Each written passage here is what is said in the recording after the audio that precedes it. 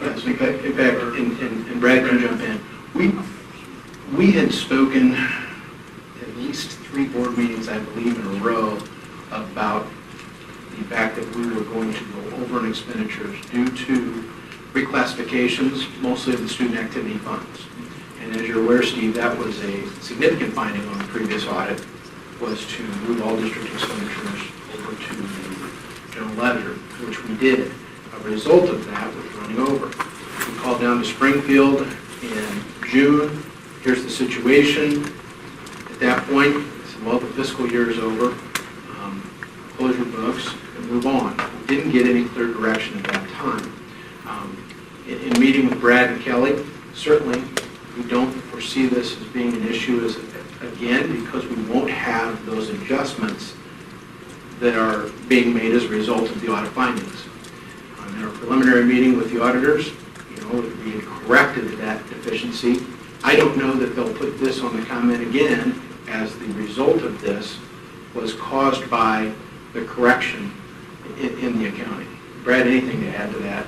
You've worked on that since you've been here.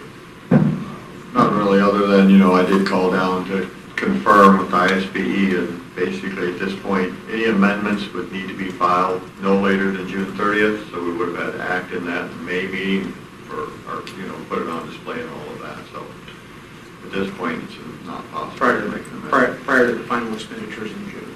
So the other key is, and I know you've spoken to this, Steve, is our consistent tracking of those expenditures and having now a historical look of operating 3 schools will give us a little bit better trend month to month. That certainly shouldn't happen again. Well, I think all those things are good improvements, but I think the amendment process is also an important part of the process because it requires engagement of the community to make them aware so that these things are not done kind of under the radar. Yeah, and I don't think it was done under the radar because we had discussed it openly in May and June. So, but in terms of the hearing, yes, you're correct. Yeah, I just want to make sure the processes going forward are improved and budget amendments is part of that. And I don't know if all the board members are familiar with this document, the mechanics of the school district budget. It's an ISBE document, you can find it there. It's got a good description of the whole budget process, the amendment process, transfers, a whole bunch of things that you guys are involved in assessing, reviewing, voting on, and approving. So if you haven't had a chance to look at that, I suggest everybody do that. Great. Another thing I wanted maybe Brad could talk about is the effect of the state funding for aid payments that was kind of settled after the budget was set up and how that's being addressed in the budget. I know we've talked, but maybe that's something that you could explain to everybody for a second. Could you repeat that question, please? We're having a hard time hearing. The question would be was there any, with the planned aid payments from the state of Illinois, would there be any adjustment to the budget, or how could that potentially affect? Well, the budget was set up before with all this turmoil in Springfield, and there was no set formula for state aid. Correct. So I want some explanation of how, if any changes were made, what, if any changes were made to the budget to address that. Correct. Okay, yeah, so what Steve is referring to is the final adoption or agreement between the governor and the legislature on how schools will be funded. At the time the budget was prepared, we were even unsure if what funding would be available to the district. The budget was prepared based on the prior or existing law at the time. I will tell you, in tonight's budget you're looking to adopt, there's been no changes made from the time it was put on display on August 21st till tonight. Now, what has transpired in that window of time is there was a compromise made, and they've finally funded a new funding formula, which is called an evidence-based funding model. Now, if you take a look at that model, it rearranges how the district will be receiving its funds. It removes general state aid, it replaces it by that, plus combines some other things. When you look at the amount of money the district potentially could receive, We have at the minimum, we believe we could receive $28,000 more than what's currently sitting in the budget right now. On the maximum, if the state actually did follow through and pay us, now remember, last year they shorted us $2 million. But if they did pay that money back, plus the additional funds they promised us, we could be receiving $3.11 million. So that's the range. At this point, we've decided that we should move ahead with the budget as presented, given the cash restraints the district still does have. So we haven't made any changes to that budget at this time. However, that's the range of where the state could be paying us. So I think absolutely worst case scenario, we would receive about $28,000 more than what's in the budget right now. So that 3.1 million you're saying is the maximum, that's over what's currently budgeted? That is Revenue? correct. That is correct. So that would be fully funding FY18 plus providing the back payments that they owe us for FY17. You know, the promise from them has kind of been, hey, we've implemented the new income tax, you know, it's going to solve all Illinois problems, and we're going to get caught up. But we also know there's still billions of dollars behind. So the 3.1 is, you're assuming, or would be 6 categorical payments then? Yes. And what additional money is in there as well? Like what's categorical, and of that 3.1 million, what's categoricals versus? Right, so they owe us 1.8 million from prior year's categoricals. Then they reclassified, so I know it's a little complicated, but the bottom line is they took several pieces of funding, a couple special ed, English language learners, and they plumped that into the new formula. So we used to get about $900,000 per categorical payment. Now that's been dropped down to about 280 something. So the categoricals are now less. So the categoricals under the new formula would be about $1 million, a little over $1 million. And the rest is being made up of 1.8 of the back money, and the rest is the new evidence-based funding formula. I think an important part of that, Chris, is the general aid level is equal to what it was last year. They're not using the formula anymore. The formula had general aid on a declining path. Well, that has leveled out. So if you use the formula, the general aid would have been 3.9 million, and now it's 5.2 million. So while we're not getting any more general aid, it's, without the legislation, if we had followed the old cap, we would have gotten $1.3 million less. So what, So that's the most, I think that's the most significant part. so what general aid, state aid number are we using in the budget? In the actual budget presented here tonight, we are using the prior number that we had in there, the $3 million. $3.9. Yeah, 3.9.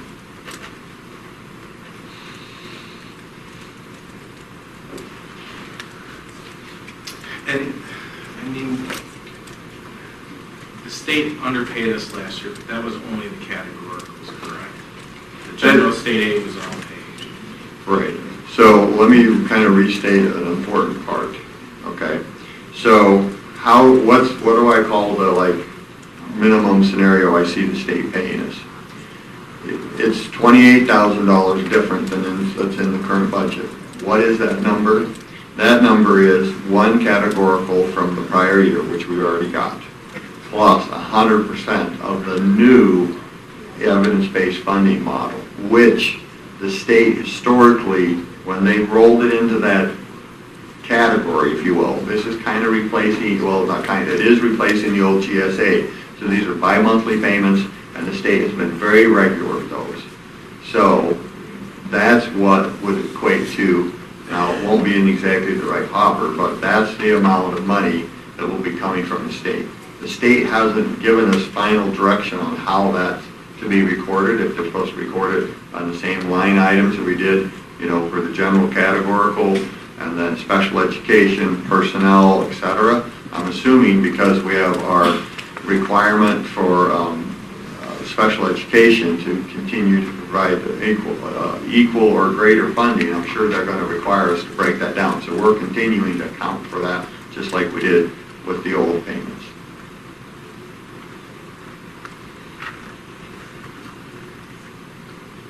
Also, another benefit is with those special ed accounts being lumped in with the general aid, it's more likely that those are going to come on a bi-monthly basis through the year rather than a quarterly basis like they were. Which seems to be a more reliable path for getting that revenue. So that helps on a cash flow basis. Anything else? Thank you, Steve. Appreciate that. Anyone else?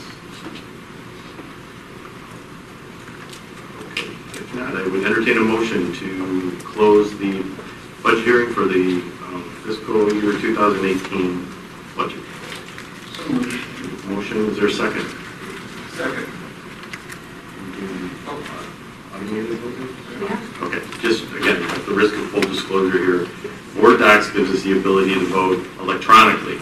So we will all, this way we're not caught in the scheme of whoever gets the vote first kind of sets the tenor for whatever's being put up. Everybody will get the vote, but at the end of the vote, Linda will read the results of the vote out loud. So it won't be, it's not a mystery vote, it's just a more efficient way, and it also takes away what could be some of the perceived bias of who leads the vote on the way down.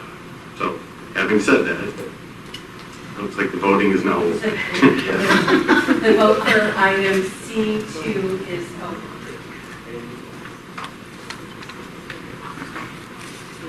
It's very sensitive. The vote is closed. The vote is unanimous. The motion is passed. Thank you. And thank you, Steve, for your comments.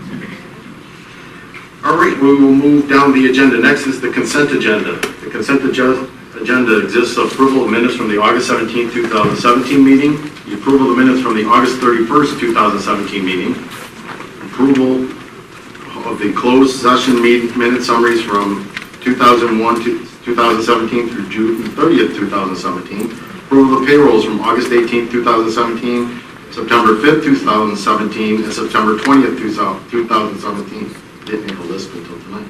Manhattan Bus Renewal, the approval of District 2 2010 Advisory Meeting Committee for 2017-2018, their calendar, approval of the 2010 advisory meetings from April 10th, 2017. Is there a motion, or does anyone wish to have anything to say, pulled and discussed separately? We pull out the Manhattan bus lease. Sure.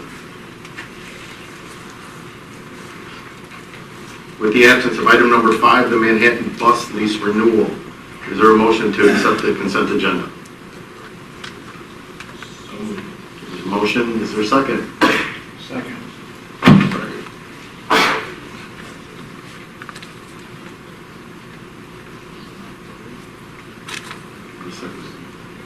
Are we voting? We're voting on the rest of the consent agenda, less the Manhattan. Who is the second? Yep. Then my vote is open for item D8, excluding the Manhattan bus renewal.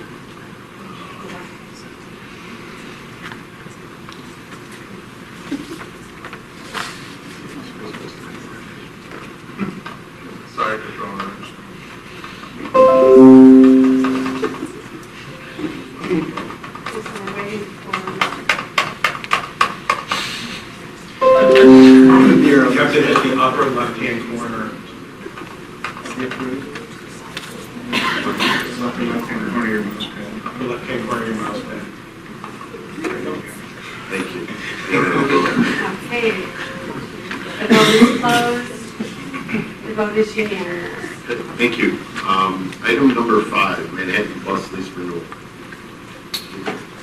What should you have motion before you discuss it?